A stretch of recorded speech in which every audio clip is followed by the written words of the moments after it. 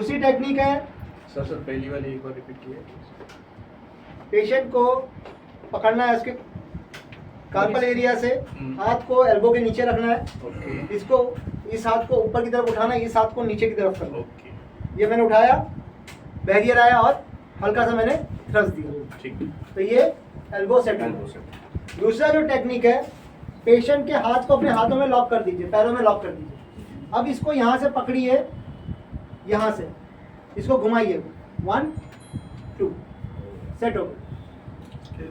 दोनों side clockwise anti clockwise. वापस बताता हूँ, वहाँ आके बताता हूँ। सर